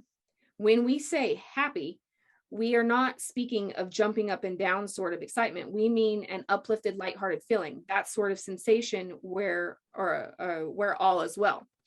And so we recommend that you do whatever it takes to get happy. For each of you, it is a different process. For Esther, hearing music is a very fast way to get that uplifted, joyous feeling.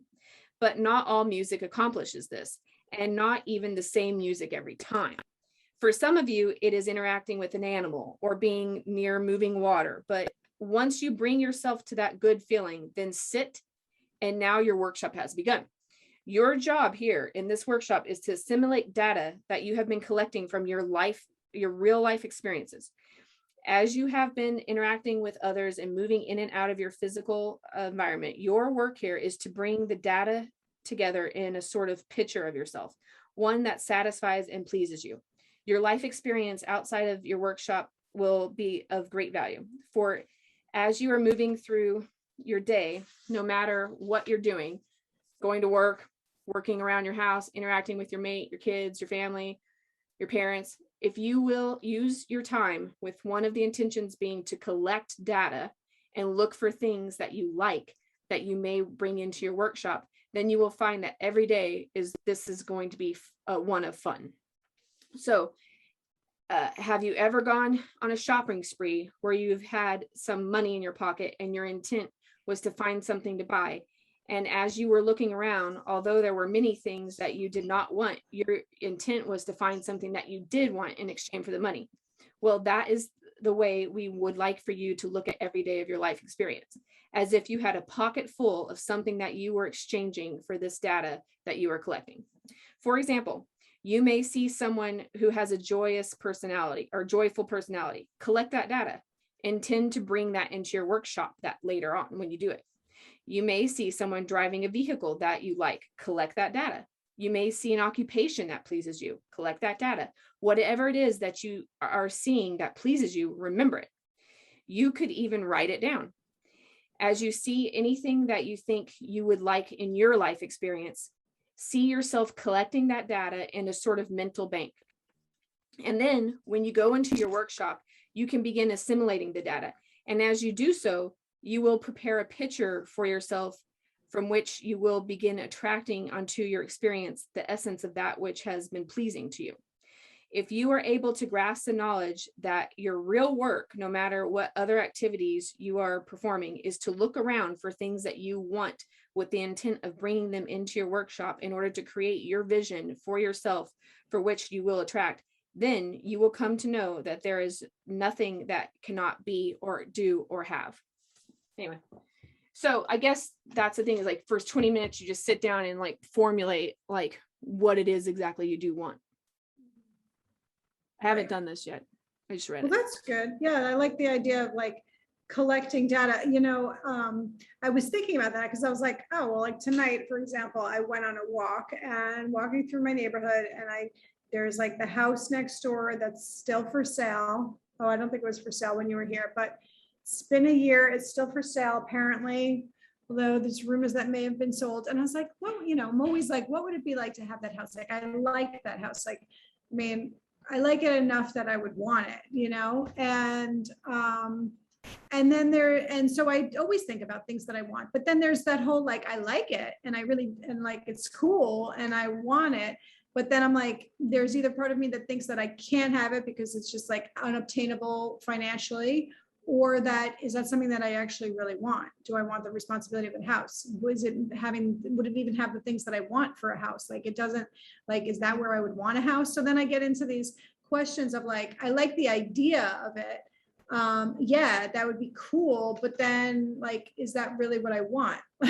So I feel like I'm back into my whole, I don't know what I want. You know what I mean? Because I walk around all the time and I'm like, oh yeah, I want that. And then I'm like, do I really want that? You know what I mean? Anytime I've ever gone to buy, like to go try to buy a house, I'll have like enough saved up for the down payment and like stuff. And all my boxes will be checked. And like, I've never been able to pull the trigger because I'm just like, oh my God, like I can't, like, it's like a commitment thing or something. It's like, ooh, maybe. Like what if I find something better later on? Or like, what if I don't want to live here for, like, I don't like the idea of a 30-year loan, or I don't, and people are like, oh, you just sell it and go. I don't know. I get very like, ooh, like really permanent decisions bother me. Well, that's what it is. So it's like, I want it in like my, I guess there's that part of you that wants it in your fantasy.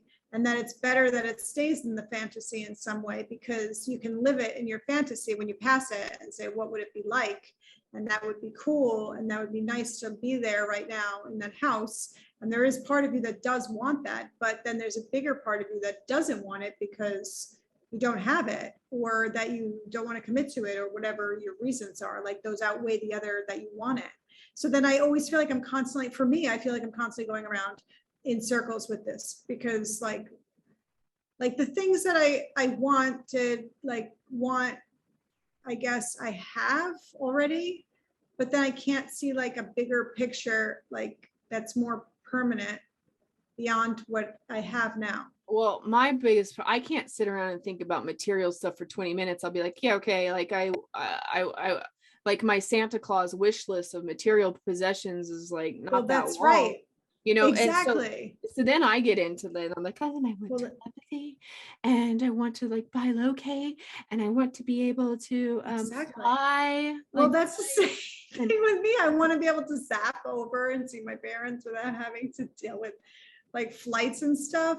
Yeah, that's exactly. And then I think that hey, but that's I just guess like like not that's reality. the thing. Let's just do that. Keep on thinking that maybe. I guess. Yeah, that's true. Because I think that too. I'm like, I mean, those are nice things and I like that idea. So I'm like, then I go back to like the deeper things. Like, I just want to be free. Well, what does it mean to be free? I want to be financially independent, and I really want residual income that happens all the time and that I don't have to think about anymore. It just comes in, and like I want abundance in that sense. And it's just like and freedom to move and to help people or to see people or to travel. I want to be free. Like that's it. Like, what does that mean? Like, that's what I want. Like, it's actually maybe more simplistic than these other material things that I feel like I can't have or are unattainable, or if it's maybe something that I really don't want after all. So that's what I'm constantly going around. So then I realize that I actually have everything that I want. I mean, there's other things that I want more, but then like, because I'm content, like that's enough. So then like, I don't really want anymore. I don't know. Yeah, I get that. You know, it's sad that we even have to say things like I want to be free, because there was this story I heard about how it was kind of like a modern parable or something, where there was a guy in Taiwan that owned like a sweatshop, right? And like paid the ladies pennies on the dollar. And they're like in a fabric kind of thing or whatever. And they kind of band together and they were like, we need to be paid more. And so the next day he like didn't agree to it. The next day he comes in and he turns on the radio like full blast, like super, super loud. And they are sewing and they can't work. And they're like, what is going on with this? Like, turn it down. And he just turns it up more. And so then and he does it for like a week or 2 weeks, like it just completely irritating all the bees. And they're super, super pissed about this music and how loud it is or whatever. And then so finally they all band together. They like kind of like unionize their thing. They come and they demand that he turns the radio down. That is just too hard to live. And so finally he bends the knee and he turns the radio down, but nobody asked for a raise. Nobody bothered him about the money anymore after that, because so it's almost like and I kind of feel like that is a microcosm of the macrocosm of what's going on, to where we're saying like we want to be free. Freedom should never have been on the table. Like it is on the table, but that never should have been on the table. Like we should have always been free. Like that. Yeah, but the thing is, like that's a generational thing that continues to keep on coming up every time. We all have to have our version of breaking free. Sad.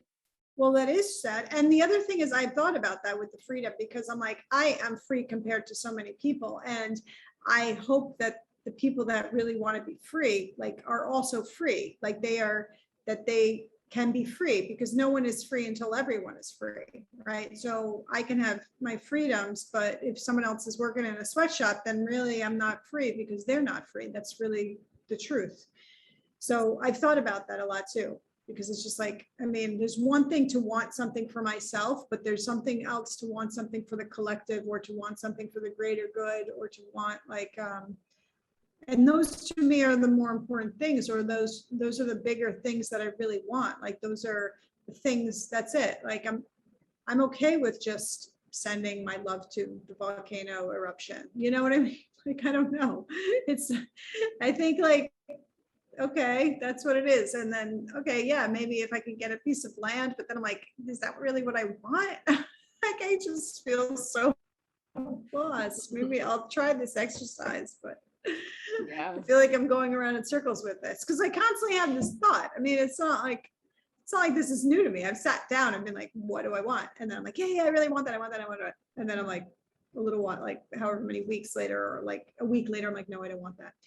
And then I realized that that's not really that important. Well, I think that kind of nailed it on the head when it was like, or you just think that, or for me, I feel like when I read that, it was like, you just have gotten used to not getting what you want because your resistance to it has been stronger than your desire for it. And so then you end up like, it's almost like a lack mentality or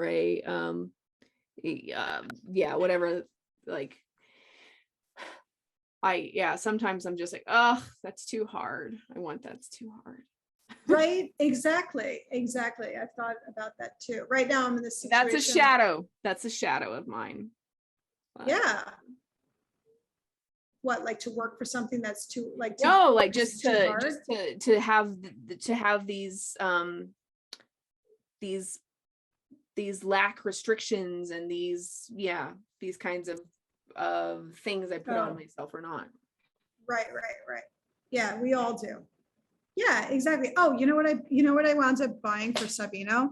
So I don't know if we're still, you don't have to put this in, but I got the Mindfold, like these. That's my friend Karen and I talked today, and I was telling her you should do the extraocular vision thing for her son is like 8 or whatever.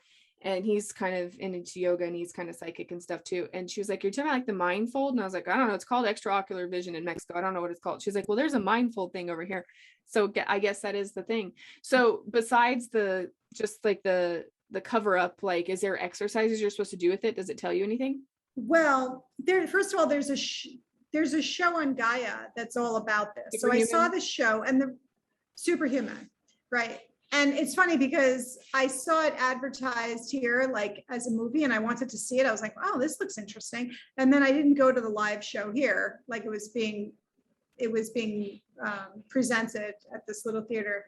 And then I got home and then I realized it was actually on Gaia. And I was like, oh, that's weird. But they're in episodes on Gaia. They're like, I think there's a movie, but then there's also like these episodes. I don't know if it's the same thing or different.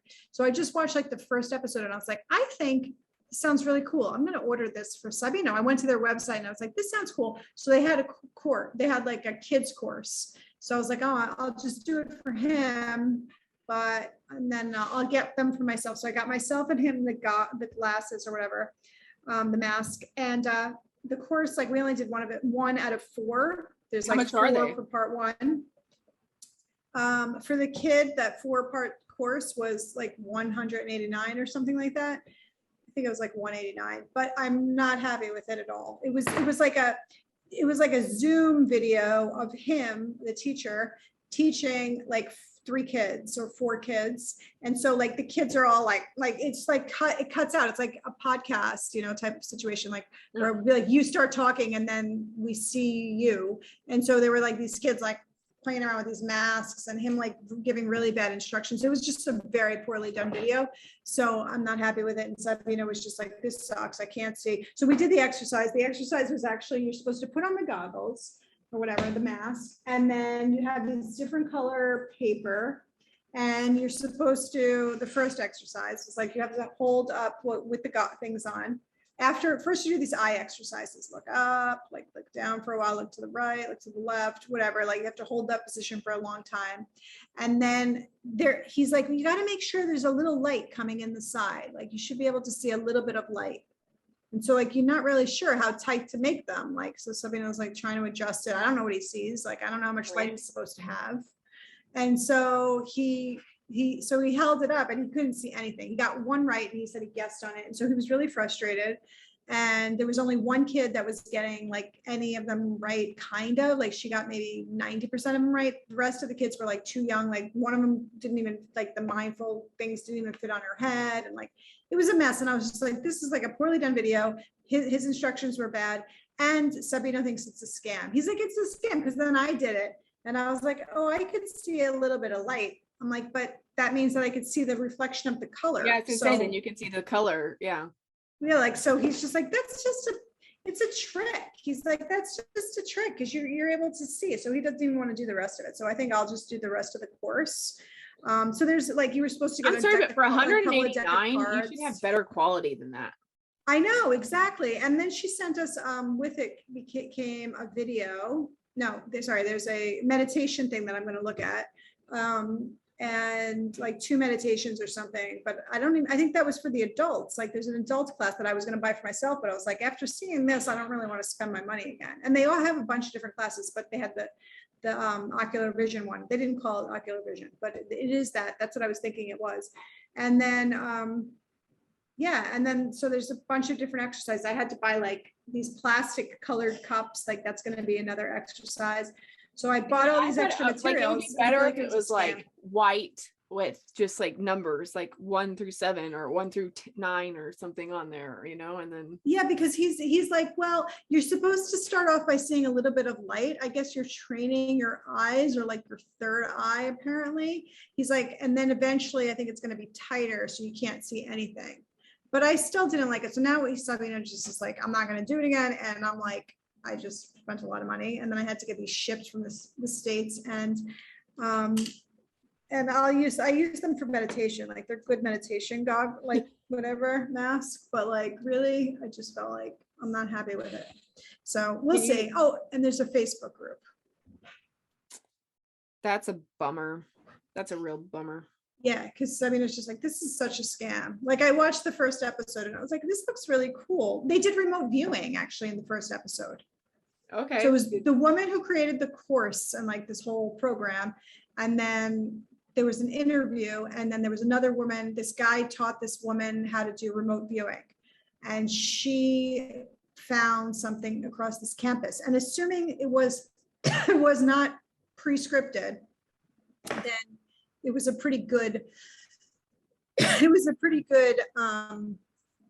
like remote view. But okay. Yeah, and his instructions were different. But I would like to see the rest of the series. We both have had good experience with remote viewing, so like maybe he'd get into that, but I don't know. Yeah, and there were a lot of other classes on this Superhuman. It wasn't it was associated with Superhuman. So there were 2 websites. Superhuman was the one for the movie, and there were some links. And then with one of those links was this program that teaches these kids how to do those things. And not just kids, like adults too, but there were a bunch of different classes. So, I mean, I remember hearing with the extraocular vision, it's like, you can't do it when you're an adult. It like your penal gland is like too calcified. I remember that you said that, but yeah. No, the ages for here were the ages that they recommended were like, it was too young for the little ones, at least for the distance, because he was not able to help. I also thought it was like, the mother was just like popping in and out. It was a mess. I don't know. It was up to age, like the other one was, there was one for adults. Like I said, that's why I was like, okay, cool. I'm going to do this for me. And then the one for kids went up to like, I don't know, 18 or 14, or it was older. So, I think it was maybe 12. Actually, it may have been 12. So I was like, oh, perfect. Because he's still in the age group, but he's like at the end of it. It was probably like the person who's starting with their 8-year-old is probably a good age. Huh. That's disappointing though. Yeah. Yeah, it's kind of disappointing, but I do want to do the rest of it and see what happens. But anyway. Yeah, well, I mean, even just if nothing else, the quality of it is like, come on. That's, yeah, they need to re-record it and like at least do that video again, because I feel like it wasn't a very good class. It was just like completely poorly done. And it was an hour, and I felt like, because he was spending so much time like, okay, so, all right, so are you guys ready? Okay, and what's your name? And like, he went through their names and stuff. I was like, why am I you watching really got this? to see like someone's live. You got to see like they're like live, like they're like them actually teaching a class. Like that's like you need pre like.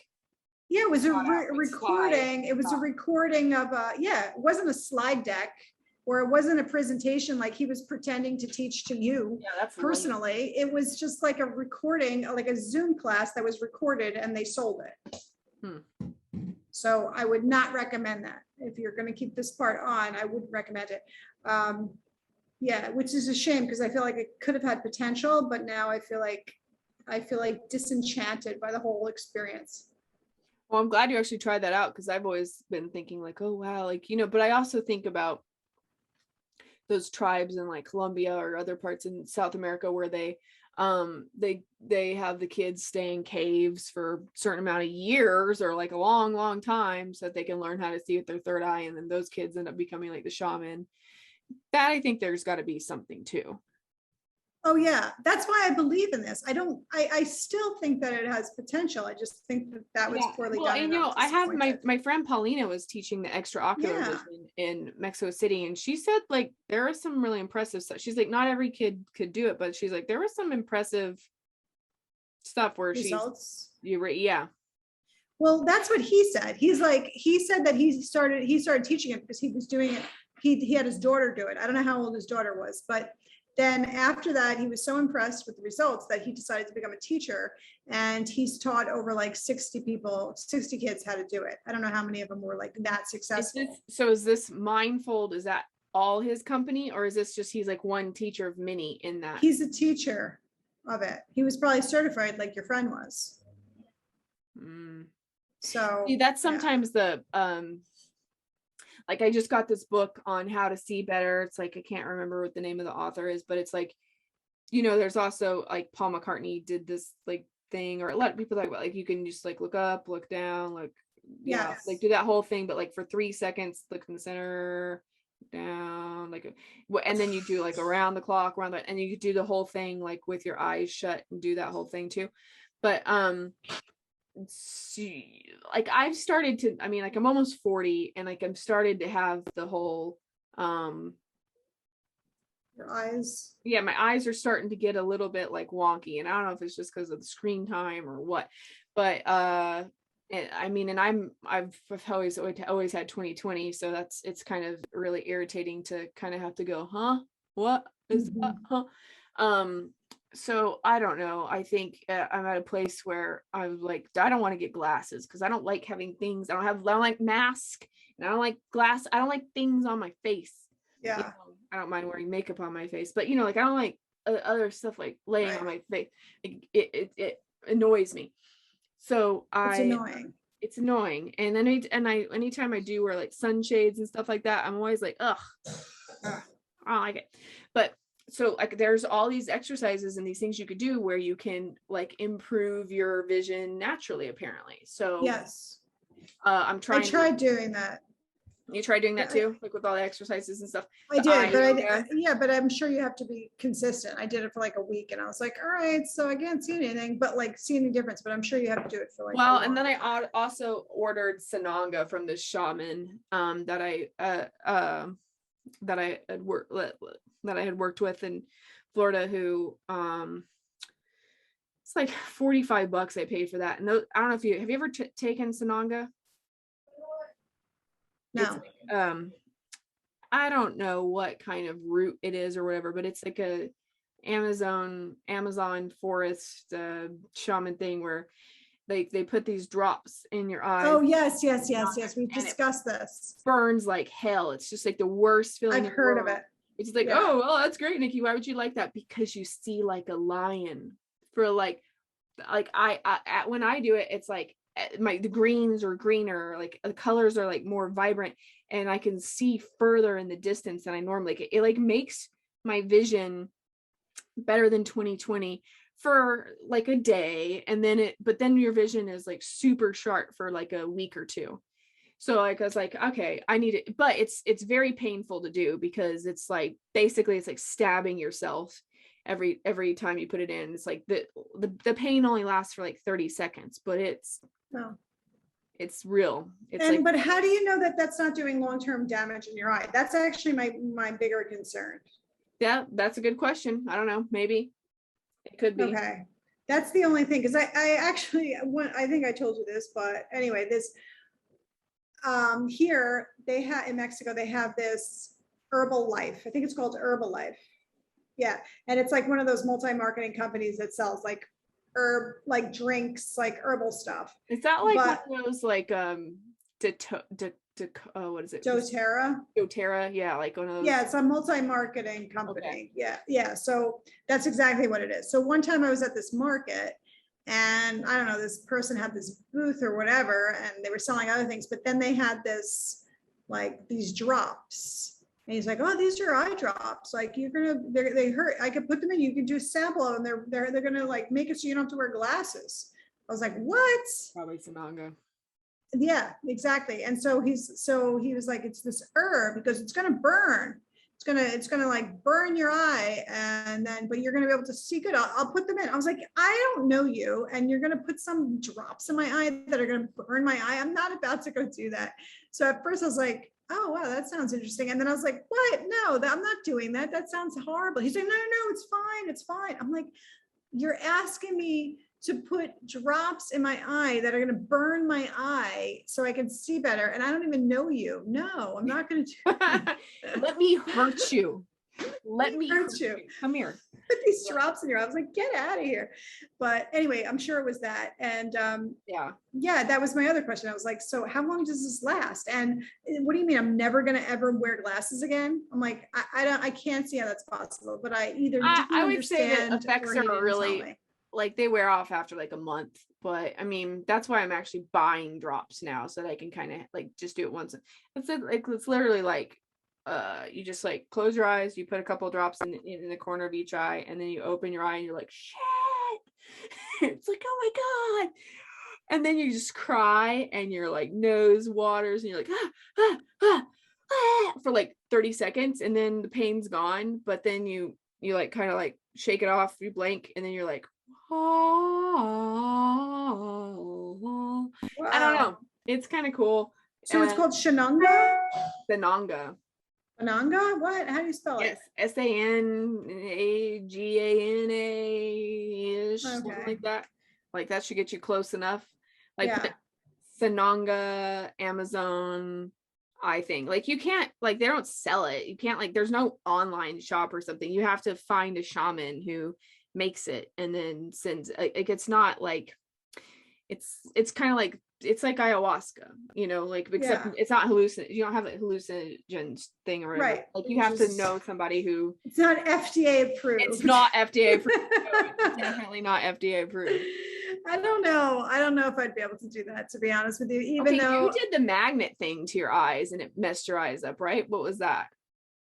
Yeah, but that was okay. So first of all, she was just like a biomagnetic whatever, and I went in there for I forgot why I went to go see her. But she did like biomagnetics, and I didn't know she was going to put them on my eyes. But anyway, so I laid down, and so she put these magnets, like some in front and behind my body in different places, and including like, I think one on each eye. They were pretty big magnets. And then when I got up from laying down after like 20 minutes or half an hour, I couldn't see clearly at all. I just saw everything was blurry. And I was like, oh my God, what the fuck? What did I just do? I just messed up my eyes. I can't believe I just like trust this person putting magnets on my eyes. Like, what was I thinking? And I was really mad at myself and mad at this lady. And then I was just like, she's like, no, it'll go away in like, I don't know, like a half an hour. It took a while. It took like a half an hour to get back. I just was like, oh my God, I hope it comes back. I make your vision worse, longer, or? I don't know what it did. I mean, I didn't go in there for vision stuff. I went in there probably for headaches or like for something not related to eye stuff at all. I didn't go in there for eye stuff. It didn't, I mean, it returned back to normal of what I always had, but I don't know, the magnets really affected the vision. That was messed up. I won't do that again either. Yeah, that's because I just feel like, you know, my eyes, I have two of them and I don't want to mess them up. Like I'm afraid to get laser surgery, but I am curious about the ghee and putting in like I've done that. So you tell me about that. So that's like a yoga thing, and like it's an Ayurvedic practice, and so like they make this dough, like a big round. I might even have a picture of it with my eye. I'm not sure if I do or not. And you put like this big bunch of dough all around your eye, like a circle around your eye, and you're like laying down like this, and then it's like they pour like warm melted ghee into your eye, and then so you have your whole cavity of like this is filled up with like this, like, you know, liquefied butter, and you're like and then you like look all the way around and stuff, and everything's blurry. It's really, really bizarre. It's weird. Obviously I didn't have, you know, I don't have mascara or anything on when I did that. And then like the Ray, she's the one who did mine, like you like rub around all around the eye like that, and you're trying, it's like some sort of it's supposed to be like a spiritual cleanse thing where you're trying to, like, your eyes have seen a lot of shit or a lot of bad stuff, and like it's like a cleansing process of doing that. But what I found interesting is like she was like pushing like lightly on everything up there, and there was air bubbles and stuff that were like popping out of my eye, like, so she got all that out. And so I think you probably do like 10 minutes per eye, one eye at a time. And like when I first, then like I dipped it over, like all the oil got out, it was just like ew, like it took a minute to like not have like a film on my eye or whatever. And then I just kept on blinking and like kind of like wiping off my eye, where blinking, and then you just feel so clear, and you just feel so like everything is just so beautiful and clear. And like I already have really like I get people comment on this a lot. They comment on my teeth and on my white part of my eyes. Like my whites are really white, like I don't know what that part's called that's white in your eyes or whatever, but my eyes were like, looked like I had white out eyes. Like they were so like, I mean, but not my all eyes, but I'm just saying like the white part of my eyes. Yeah. Can't remember. It's got a name. I don't know what that's called. I know it's not the pupil. But it's not the no, it's not the it's pupil. not the iris or the I think pupil. it's something like a clavicle, even though that doesn't sound right. It's something like that. Anyway, and then yeah, so I've done that, and I've done Sananga. All right, well, cool. Well, Miss Danielle, this was a good one. Yeah, it was good talking to you on a podcast live. And I think that I was going to say, if anybody has an idea for us to have a conversation about, definitely let Nikki know, and we will talk about it. Yes, we will. And like we were going to be doing a couple other books.